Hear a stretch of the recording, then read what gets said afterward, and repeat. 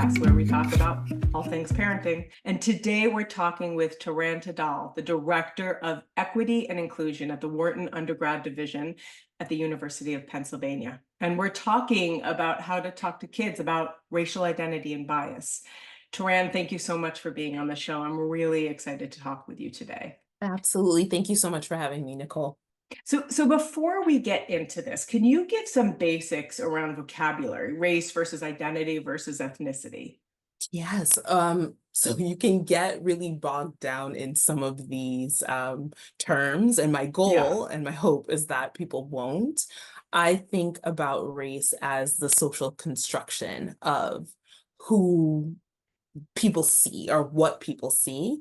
And so it's based on perceived physical traits, essentially. So to give it just a really basic baseline, it's what we see in others. Okay. It's the difference that we see in others. When it comes to identity, it's more about how we perceive our place in the world. And so we're going to have multiple identities, right? Some of them might be projected onto us in terms of between gender, what somebody might do if they are leaning more towards the female spectrum, or what someone might do if they're leaning towards more of the male spectrum. But more or less, identity is us finding our place in the world and figuring out what gives us confidence, what gives us energy, what helps us feel part of a community. And it could be multiple communities. So how we identify, How we identify. Correct. regardless of what someone else sees outside. Correct. Yep. How we see Okay. ourselves. Mm-hmm. Where race is how someone else sees us. Correct. That's something that's Okay. been projected onto us by society. Okay. And then what about ethnicity? Oh, ethnicity is I get excited about it because it's, to me, it's culture, right? So what are some of the traditions that your family does? What makes you part of a larger network, a Mm, living, breathing part of a community, right? So your ethnicity might be linked, it might be linked to a country, but it could also be linked to religion. It could be linked to the music or the traditions that you might have, or be usually it's part of a larger community, right? So an example would be that my mother is from Jamaica, and knowing that both music and food especially, love is food, right, in our community. And I think that does translate to lots of different yeah. cultures, but you might not hear I love you as much, but the food is coming, right? And so when you meet other people from the Jamaican diaspora, you're saying, oh my gosh, such and such gave you this type of food. And it's like, you just automatically know. You have an understanding between one another of like, oh, Right. that's love, right? No one had to say Right. it, but I gave you this food item, or like you came over to dinner at my house, and that's love, right? That's how it's expressed. So ethnicity is more about the culture that you surround yourself with. Usually it's not projected onto you, but something your family brings to the table. And that could also help to inform your identity. Okay. All right. So race. So I look at you, I see Black woman. Is that Mhm. race? Okay. That's race. Yep. That's race. Hmm. What you identify as might be different. Correct. Right. Something that I might check on the box for a census, an application, something like Okay. that you might be thinking, oh, African American. And actually, I check Black and African American if Okay. that's there. But that's more about how I identify my heritage, thinking about my ethnicity, and maybe getting a little technical, but breaking Yeah. down the social construct a little bit more for Okay. myself. And then ethnicity, you talked about like Jamaican and like all of that, like that might be how you that's your ethnicity. The That's ethnicity, right, is going to be okay. linked to your culture, to the country of origin sometimes. And again, it could also be religion. There might be certain traditions that you have from your religious background Okay. that just make a lot of sense, Like right? So, Jewish. like Jewish, it Okay. could be you're Buddhist and you have a temple in your house, and that's just standard, Mm-hmm. and your whole family has, a small temple. I'm saying temple, I'm sorry, altar, a small altar in your Altar. home. Hmm. Right, altar. Yes, Okay. I'm Catholic, right? So like doing some of the rites of passage through the religious community as a Catholic person, you know that First Communion's coming, First Reconciliation, those sort of rites Okay. are coming. So yeah, that could be linked to your ethnicity. Okay, thank you for fleshing that out. Okay, so now Sure. when it comes to parenting, when it comes to our children, Mhm. why and how? The how is a big one, but why should we start talking about racial identity?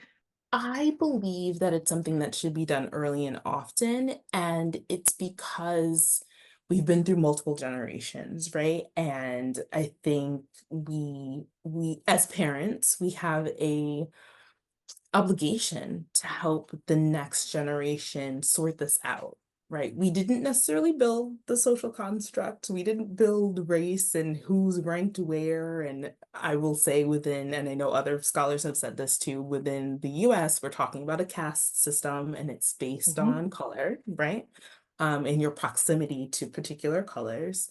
And I feel like for our children, talking about race is not a bad thing. I don't think it's going to alter their perception in a negative way. For me, it feels like it's going to promote understanding and empathy on a completely different level than, and they can receive that empathy, right? We're teaching them those things anyway, but being able to understand difference and actually see it as a good thing, learning to navigate this world. I feel like it's getting smaller and smaller. You add more Yeah, technology. Our children are talking about different continents, and we have a debate in our house about why it's Oceania instead of, and I'm sure I'm saying it incorrectly, Oceania, instead of just Australia, right? As like the continent. But to me, it makes sense because it's including more areas. It's including New right. Zealand and the other Polynesian islands that surround that continent. And so it's just those small tweaks that are helping them to understand our world in a completely different way. And I just feel like if ever we're going to make a change or at least challenge Yeah. societal norms, this is a way to do it with speaking with your children about race and about ethnicity and identity and helping them to understand and feel confident in those conversations about difference. So when you talk about speaking to a child, can we break it down into age group? Like really, like how do you introduce it, and when do you start introducing it, and then how do Yeah. the conversations get deeper over time? Yeah, you definitely have to use age appropriate verbiage with your child. So when they're really, really little, so studies are showing that between 6 months and a year, students, oh, I'm saying students, sorry, but children are really, this is, you see where my mind is. Um, Children are recognizing, so they can Six recognize months to a year. 6 months to a Okay. year. Mhm. Technically, they say up to Embrace Race is a website that I think is amazing. And they actually show a chart of at 3 months, they're recognizing caregiver. And then at 6 months, they're recognizing the difference between like caregiver versus other people. And then by a year, they know that there's a difference in terms of phenotype, so appearance of a person, but they don't really know anything else, right? There's not much knowledge around that. So I would say with my own children, it was probably closer to 2 before they started articulating, oh, there's a difference in skin, but it was all around color. So I would say Mm, anything, and like literally their primary colors, they're learning their colors, right? And right. so at one point, one parent was gray, and the next point, another person in the family was peach, and they were Hmm. literally just trying to figure it out based on shades of the crayons that they had, right? Right. Right. And I went with it. We talked about color and there's different types of color and there are different shades and all of it is beautiful ultimately, right? Yep. And then once you get into the like preschool, right before kindergarten, I think the conversations matured a little bit more on So just like 3 to 5. noticing difference. I would say three to Three to five. five. Yes. Three to Okay. five. So what happened there? They were noticing difference. They were noticing that literally melanin, they didn't know it was melanin, right? But just like skin was presenting differently, or even ability, right? Perceived ability versus, oh, that person's in a wheelchair. What's happening? And them being curious about it, I thought was an opportunity for me to be curious with them. So starting to ask them questions, simple questions of, well, what do you think about that? What do you think might be something fun about being in this category over here, what might Mhm. be something, and always doing your best to not ask leading questions, but it'll happen one Of way or course. another. But just because they were curious and because they were asking questions, I wanted them to continue with that curiosity. I would say in the adolescent stage, so Actually, 5. I'm sorry, before you Oh, get sorry. there, Yeah, do you feel that you instigated the curiosity or were they naturally curious? that's a fantastic question. They were naturally curious. Hmm. I waited for them to ask questions. And I will say, I will openly admit, I felt, oh my gosh, I don't know if I want to have these conversations with my children, knowing that they're Right. picking up on it, knowing that they're seeing Right. it. I'm not ready yet as a grown whole person, just was not ready yet. And so I waited. Right. I waited to see if there was going to be some semblance of like, oh, wait, what's going on? I think an advantage to waiting and letting them lead a little bit is them feeling like it's an open environment, it's an open conversation, and trusting you as a parent to say, I can say anything, I can observe things, and they might not know everything, my parents might not know everything, but I can at least have these conversations with them. So your kids were curious and started talking about it and asking. What if Yeah. your child's not as curious about it? I suspect so many of the children out there are similar to mine that they are curious. It's about when and where they'll actually say something. Mm. But if you feel like you're getting to a point, especially before, let's say, kindergarten, that they haven't said anything yet, I would have I would have some questions for you in terms of who's in your community and your environment. And Mm. are we looking at the same person overall, right? Whether it be in your Mhm. neighborhood, whether it be at your place of worship, if you do worship, if you are out on doing little sports activities, if you are doing things like, I think about baby wordplay and the way that when you go to those sessions, they're reading books, whether it be at the Mhm. library or something organized like Mhm. baby wordplay, what kind of books are they exposed to, Hmm. right? There might be something that is very consistent, which is fine, but they might not be asking questions because they're not noticing or not seeing any difference in their world. So I would have a question for the parents in terms of what's different? What are they exposed to? What are they seeing? That's interesting. That's Yeah. interesting. Okay. And exposing your child a I little bit think more. Mhm. right. And I think exposure is one of the top things, one of the Mhm. best gifts you can give your child. And Because what happens if you do and there's still not questions asked? Are there any things at that age group before yeah, kindergarten that you can yeah, start I think that's okay. doing? I think that's totally okay. If they're not asking those questions, that is totally all right. Because guess what? They're gonna get to kindergarten They're and there's gonna. gonna be the questions are gonna come. If they're not asking you before 5, that's okay. Because by the Yep. time they hit, they are starting to perceive, they see us in our rawest form, Mhm. right? And by us, I don't even mean parents, I mean just society. Mhm. They want to know, why does this work this way? Why does it just doesn't make sense. It's not clicking. You Right. got to break it down for me, kind of thing. So yeah, I would be very surprised if a child wasn't coming back with questions after going into kindergarten. Right. Okay, so let me ask you this question before we get to older kids. Yeah. So let's say a 5-year-old says, "Mommy, why is my friend's skin black and mine's white?" Hmm. How do you support what do you say? What do you say to that? And I've gotten that question actually within the household. So I talk about literal skin, and I don't go into like the total science of it, right? But Right. I say that there's a property that's part of mama's skin, or there's something that's in someone's skin called Mhm. melanin. And melanin is I believe it's a hormone. Correct me if I'm incorrect, but Yeah. it's a hormone within your skin that reacts to the sunlight. And depending on where people lived historically, they were exposed to lots of sun, a little bit of sun, and their skin reacted accordingly. So actually, mama's skin getting darker in the sun is a protectant, right? Mm. And it's mama's reaction to the sun. Mm. In the case of my children, it tends to be, okay, now tell me about the sun and like the solar system, right? Because Right. this is kind of what they're learning in school, and so they kind of run off of the topic, and I say, Sure. okay. But I think 5 years old and beyond, you can level of conversation will start to get more sophisticated, but I think starting at the look, there's literally a hormone in Right. your There's body. biology here. There's Hmm. biology to this, Hmm. right? Because they are learning that just a little bit, at least in kindergarten. It's literally something that is within my skin that is reacting Okay. to the environment. Okay. And I think that sets a good foundation for, oh, this is really interesting in terms of how skin works, right? Right. Or how our bodies work. Right. So you're really teaching at that age. Here's the biology, here's the science of it. Correct. And so now, as we get a little bit older, Hmm.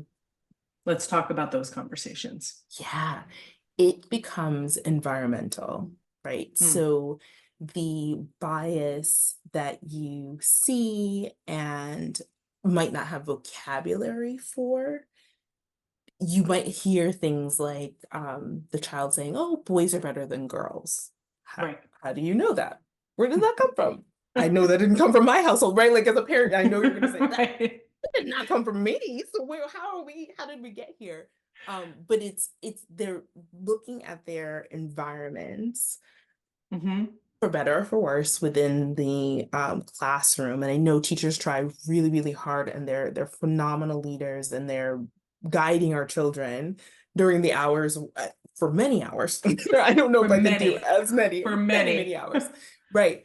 But there's a hidden curriculum there. There might be a bias that the teacher doesn't even realize is there, where Right. boys are better than girls, right? Or maybe the Right. building blocks are always in a particular corner where the boys get to them first, and so therefore they're better builders than they are girls.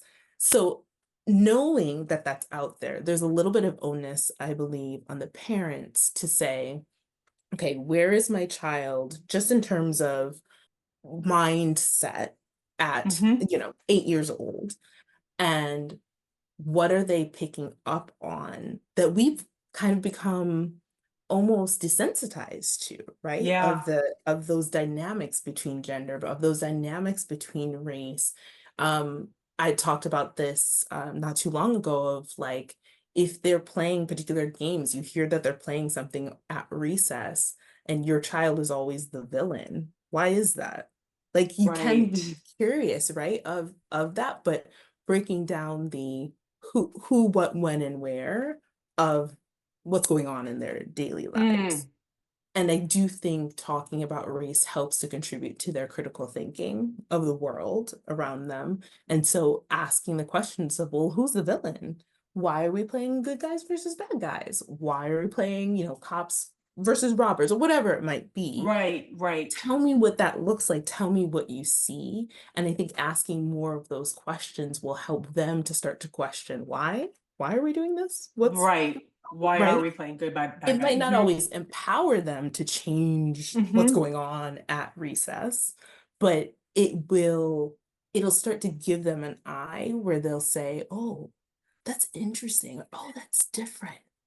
I'm going to Right. talk about that with, my parent or my guardian or somebody in my family, because I Mm. observed something different." And I'm hoping that that will start giving them the tools to question it. If anything, if we could just get our children Right. to start questioning why we are doing Hmm. what we're doing, I think that there's so much potential for change. But Turan, yeah, I love what you're saying right now. I'm sorry to interrupt. I love what you're saying, no, because no, no. what you're saying, what I'm hearing you say, Hmm. is you're not at that age, like 6 to 8, Hmm. you're not getting, you're helping them learn how to question, you're helping them learn how to think. You're not Absolutely. getting to the bottom of cops and robbers No. Nope. of necessarily, but you're Nope. helping them start to think, oh, why are we playing that? Or why am I always the cop? Or why am I always the robber? Or what's happening? Exactly. So you're getting them to Exactly. see. Yeah. Yep. Without saying you should do X, Y, and Z, right? Because at least Mm. from my experience, that never goes well. But Hmm. the questioning the world around you, and albeit I know other people will say, "Oh gosh, that gets so annoying," or this, and that. But like, I think questions are a good thing. I think Hmm. challenging the norms again, that we've been desensitized to is absolutely a good thing because Hmm. there's so much potential for what they can do in the future. I will say it becomes a rabbit hole, right? So I took a class on racial identity in adolescence, and I could have been in that class forever and ever and ever and ever For because it years, right? for years, because it was just multiple layers of like, how you have dinner can affect the dynamic of how they perceive the world, or how you whether you breastfed or didn't breastfeed, whether it's just there's so many dynamics that can change for a child depending on what you do as a parent. But I think the one gift that you can absolutely give that will stay with them is the questioning. What, when, where, why, how of their environment. Hmm. So as they get into tween years, Hmm. 9, 10, 11, Hmm. 12, Yeah. what's the conversation shift? It is going to be it's going to be more of how people perceive me. So while it might be external at facing, generally, when you're getting into those early tween years, it's going to be going to be going into high school soon. I'm in the middle school years. Yep. What makes me cool? What doesn't make me cool? I'm not going to talk about that. I'm not going to ask questions anymore because it's not cool, right? So it's so interesting of how they become a microcosm at that age Yep. of adults, right? Where Yeah. they like, I need to conform in some way. So like all this time you've been sort of question and push the boundaries and Yes. all of that, they are going to change. They're going to change Hmm. on you, and they're going to want to fall in line with whatever status Yes. quo they've perceived. And that I think is going to be a real challenge because I don't think that the environment and the conversation can be as open, right? They might not feel that they want to come to you and talk about this stuff. Um, Sure. or like difference is not a cool thing to be identifying anymore. And so therefore I don't want to talk about it. I think that is a place where you can start to insert different perspectives from like a reading standpoint.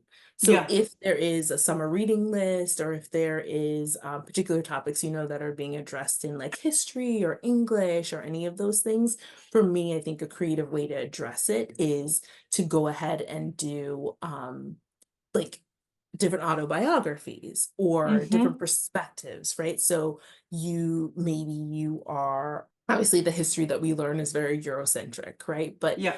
you might want to learn from a scholar that wrote, or even not even a scholar, an autobiography of someone who's living in the time period that's going to be addressed in school.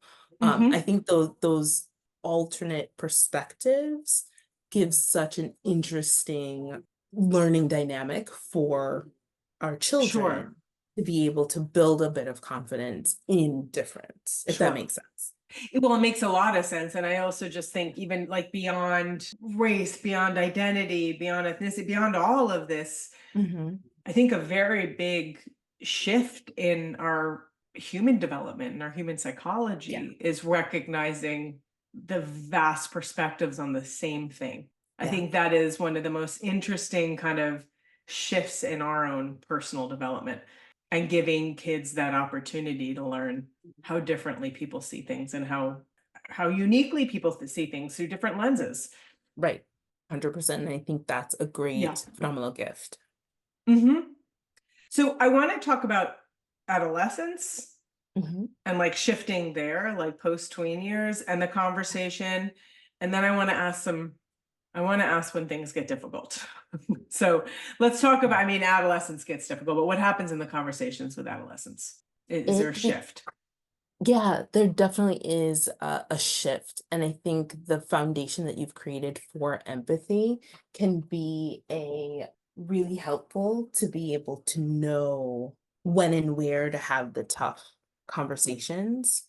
Yeah, that it becomes hard. And I'm thinking about my own children in that, in terms of how to help them feel hopeful, how to Hmm. help them feel like change is actually possible when it comes to race and this thing that has been pro- is projected, even the word, just it's been the intent and the impact on race is two completely different things. And I also think about having a conversation as things get tougher, right? So you want to be cool, you want to be perceived in a particular way, you're Yep. figuring out your identities also, that's coming into play at the same time, as you're in those tween to older Yeah. years. And it's how do you build the confidence and the self-love so that I think about stereotype threat, right? I know what perceptions are of me out there, they're not necessarily true. How do I build the confidence that I need to navigate these places Yeah. and not feel as driven by what they're saying or what society may have perceived as for my people or people with Right. my Right. phenotype. So I feel like I'm not quite answering the question, but what I'm getting at is the conversations are going to be tough, the empathy that you can build for both the child for themselves and for understanding that people are coming from these vast perspectives is going to help them navigate these racial moments. And I'm actually hearing you group things. The beginning years, I'm hearing science, Mhm, fact. mhm, The next group of years, I'm hearing curiosity mhm. and critical thinking, the why. Right. Then I'm hearing the kind of bucket of navigating conformity Mhm, with and kind of like self-identity. But then I'm hearing confidence. Then I'm hearing, because like as you're speaking, I'm like, okay, navigating, building confidence in managing in maybe in understanding that people's perspectives of you might be different.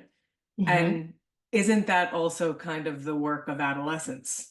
Like Yeah, body type, yeah. hair color, Mhm, race, all of mhm, it.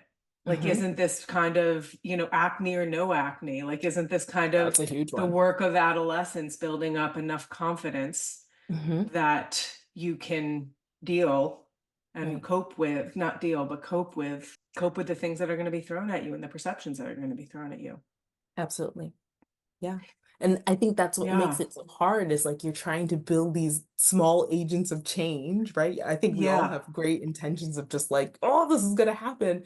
And then, insert child from, at school, and it's just like, oh, it all crumbled. How did this happen? And it's Right. just you're actively seeing society just like take Right. over. That Right. conformity piece is huge. It's It's huge. huge. It's Hmm. huge.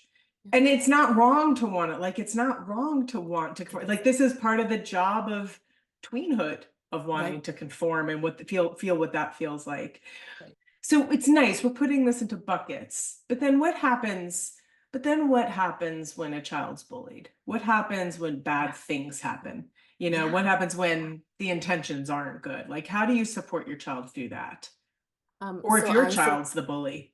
that one is a rough one. I was gonna joke and say that's when you go into school and you have a direct conversation with the bully. But if your child is the bully, that's also there's questions that I think you're responsible as a parent to be asking, okay, what's in the environment, right? I had recently had a conversation where thinking about something as simple as what are the TV shows that we're watching, right? Mm, Like, am I actually inserting something unintentionally, but am I actually inserting something into the conversation that's right. making my child react and think in terms of like good guy, bad guy, or right and not right, or good and evil, just you might Right. not even realize that you're doing it, right? Same way that you might not realize that.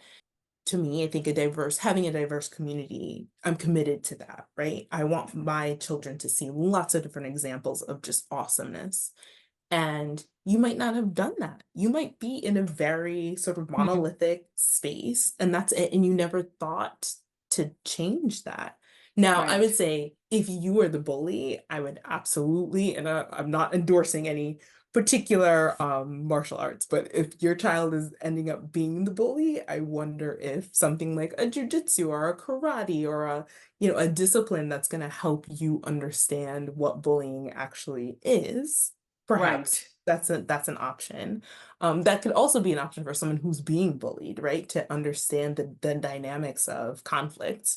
But I think as those things come, as those things emerge, Hmm. you are going to have to take a step back and understand the environment that's contributing and helping or hindering the child.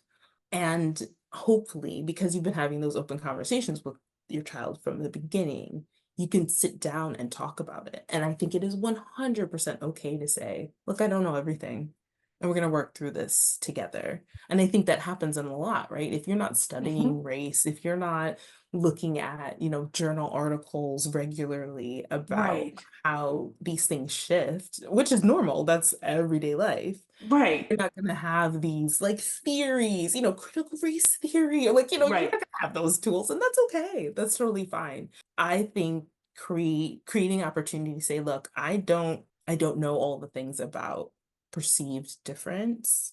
So let's work through this together. Let's have a cache of authors. Let's start watching shows and documentaries specifically, right? There's some fantastic ones out there to just sort of understand the why other people might be feeling the way they are. And then at the end of the day, I do think that you should play a RuPaul song and Yep. just understand that other people's perceptions of you are none of your business. Do you Right. just you start to build your bubble, Right. and you start to build a community and a family around you to give you the support when things are tough. Right. Oh, I love that other people's perceptions are none of your business. None of your I business, love that. RuPaul, It all really the way, isn't. all day. It Really really, isn't. it isn't. It's none of your business. You It's go on and do what you're supposed to do. yeah, I love that. I love that. Yeah. It's interesting because I grew up in a time period where color blindness was the key term. Like that was what everyone taught, like, oh, I'm colorblind, colorblind. And Gotta love it. It's a yeah, yeah. Sorry, go ahead. yeah, no, it's interesting because I hear that term still, and I don't. Back then, I was like, oh yeah, that's a cool way to be. Yeah, Now it absolutely. just feels like a really defensive term to say. Like, I don't like, how can you be colorblind? Like, how are we, and how can you be gender blind? Like, how can you be that? Right, right. No, I exactly like not recognize. So color blindness to me is propaganda. Yeah, Just my opinion, right?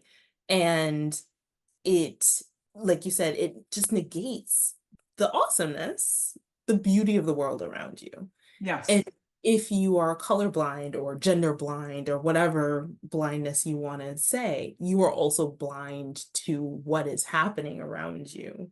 And you're blind to the opportunities that you might have to be able to help. And you're blind to the opportunities you may have to be able to make change. So you can't walk around and be like, "Oh, I'm all about change, but I'm also colorblind." That doesn't make sense because you're not going to see what's happening to a community or what's happening to an right, individual. It's just okay. It to me, it's reinforcing the structural barriers that are there, because if you can't see if somebody else is different, then like, gender norms are totally fine. Or, the racial social construct, totally fine. It's fine. right, There's no fires. There's nothing bad going on, right? Nobody's struggling. right, right, Everybody has the same income, they have the right. same access to opportunities. And that's just, it's an easy and, like you said, a defensive way to get out of addressing the issue. It's the Yeah, reason why, from my perspective, the racial reckoning will continue to happen in this country because we're not addressing it, right? We're just right. sort of walking around it. We're doing the work on the fringes, and a couple people might feel good and they move up and we talk about it and we brag about them, but it's fringe work ultimately. Color Right. It's not blindness, deep. Hmm. right, right. Color blindness is just reinforcing and hiding in some ways the structural barriers that have built up and been the Yeah. foundation of this country. But on that note, Hmm. Hmm. as a parent, as a person in the field that I'm in, this is my stuff, but this Hmm. is an anxiety producing topic, I have found. Absolutely. Like, Absolutely. I am anxious to say the wrong thing. I'm anxious Hmm. to do the wrong thing. I want to talk about that because I don't think I'm alone in that. I don't think I'm alone in that. And like when you're talking about like fringe work is being done, not like deep, real systemic work. And I'm wondering, like, where do you stand on that? Is that part of why the systemic work's not happening because everyone's nervous about this? Or like Yes. what's going on here? And how do Yes. we fix that?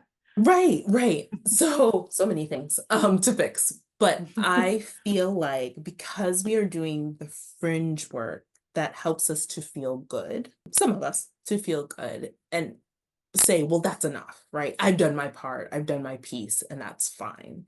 I think the Mm, anxiety around it is that you are going off of, not you specifically, right? But yeah. someone who is trying to go deeper is not going to be part of the conformity. You're breaking off now. You're off into space, right? With Mm, no tether, nothing keeping you or holding you. And I think about programs like a long talk, which I'll send you the link for later, but I think about the programs where they are addressing racism head on, not no chaser. There's just you're getting it straight. And I think about how they, even in this environment and in this world, they're able to find success because they're addressing it head on. I absolutely understand that there's anxiety around it. And I think that is where you, as an individual, can start to tap into your community. And you might not mm, think that you have a community, right? You might think like, oh, everyone kind of looks the same. Like I admittedly didn't branch out that much, but you have coworkers, you yep. have neighbors, you have people. And my suggestion would be, because I do this too, right? I don't know a whole lot of things, but I think back to kids being little and asking questions, right? You'll see a little kid in the grocery store, for example, and you might have the biggest zit.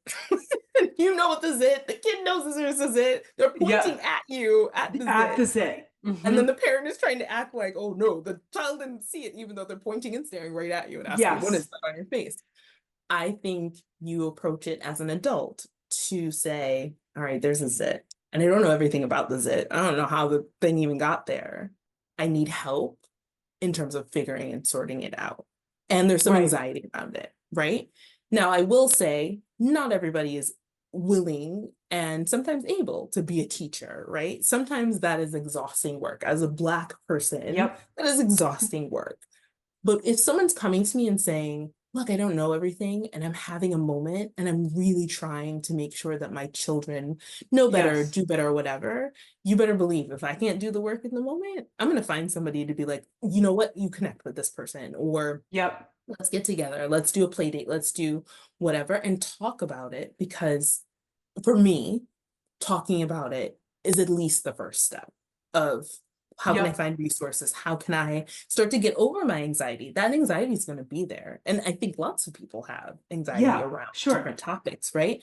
But talking about it and sorting it out and trying to come up at least with a plan can Yep. turn your intent, right? Thinking about it and sorting it through on your Right. own into actual impact for your child. And closer to that impact And that you're closer, trying to have. right, closer to the impact. So and so with that, so I hear as adults, we need to ask, we need to surround ourselves, we need to ask the questions. But Mhm. what if we know that we messed up in something we said to our kid? Mhm. Yeah, How do you recommend approaching that? that's a Around fantastic race, around around race. race. Yeah. No, that is fantastic. I have absolutely done that myself. And I have found myself apologizing actually to my children and saying, you know what? Mama said something that was out of turn, or mama said something that is not correct. Hmm. And I did a little search, or I spoke to some people and I found out that I'm not correct when it comes to X, Y, and Z. And the trust that comes from that is huge. They say, oh wow, mama doesn't know everything, but she's going to go help me find the answer. She's going to help me in X, Y, and Z. So I've actually, and especially I grew up with the like children are seen and not heard, and there's no way Yeah. that you're, like my parents Yeah. apologizing, that was Right. never a thing. But for me, I wasn't right. I didn't Yep. get it right. And that's okay to not get it right. And that's another layer of you being able to be vulnerable and show self-empathy on some Yep. level, right? And being that model for your children. There's a song that Kezi likes right now of like, children will listen. And it's this Mm, kind of sombering song, but it's essentially what you do. Your actions are going to speak louder than your words with your 1000%. children, right? Mhm. And so you're not going to get it right all the time. And that's okay. Right. Don't put that pressure on yourself, honestly. Hmm. It's how you convey the message to your children and how you walk in your confidence or your newfound information that is going to have a huge impact on them I love that. and on you. And it's true. Yep, absolutely. So Taran, I know we're running out of time. If there were 5 takeaways that you wanted to give parents around these discussions and around our own self-development with this, what would it be? So number one would definitely be creating an open environment for your children to ask anything. Just that curiosity, I promise you, sometimes might be a little bit frustrating, but it's them asking questions is huge because they're thinking about their world in Hmm. a different way. Normalizing the conversations around differences, and that could be you're reading a book and you're looking at the characters and you're making observations, they're making observations, making that feel normal, I think Hmm. is huge. Sharing your own experiences and even lack thereof, right? You're talking about growing up, color blindness was a thing. That might not be a conversation that you can have with your child Right. right now, but in those tween years, it might be one of those things where you're like, Sure. look, here's a funny thing that used to happen when I was, Right. younger, or how we perceive the world, like as if it were Right. flat, right? So just sharing your own experiences, you come with a richness as a parent, as a Hmm. guardian, that is valid and that is just really helpful in them understanding their world. Exploring diverse media, diverse celebrations, cultural celebrations. So there's lots going on in Philadelphia. And I wonder if like you might not feel comfortable going to the Puerto Rican Day Parade. I tell you, it's a great time. It's a You'll have great lots and lots parade. of fun. It's a Right, great exactly. parade. Exactly. It's a It's a great fantastic parade. parade. There's lots of things that go on at Penn's Landing where I think there's It's Brazilian Day, awesome. there's just Yep. lots of different cultural events. You might not know anything about that culture, right? Just That's go. ethnicity, but just go. Just go. Just go and learn. Hmm. Yeah, it's just being open to learning, I think is a Hmm. fantastic model for your children. And then checking out multiple perspectives of history together. So I'm not a heavy audiobook person, but I'm becoming that as, traffic and all of the things that you Yeah. get caught up in life. And there's just some fantastic books out there that are giving you alternate histories, because obviously like history is written by the winner, right? Yep. And there's just so many things that are out there in the world that we don't know because we're coming from an American lens or even like state history, right? Yep. Those sort of things are written very specifically for us. But I just feel like those multiple perspectives, the more that you know and you understand, the more you're going to be able to challenge or even accept what it is that you're hearing and knowing that people are coming from a dynamic situation, and you're able to understand multiple perspectives. Love that. I love that. Thank you so much for your wisdom with this. This has been a wonderful Absolutely. conversation. Thank you so much for Yes, joining us. absolutely. Thank you so much for the invite. I'm so excited that you're having these conversations. We follow the podcast and just are so Yay. excited about all the work that you're doing. Thank you, Taran. Fantastic. Thanks, Nicole. Thanks for listening to Hey Kiddo. If you like what you hear, give us a review wherever you get your podcasts. Learn more about Hey Kiddo at our website, hey-kiddo.com. Have a question for our experts? Email us at hello@hey-kiddo.com.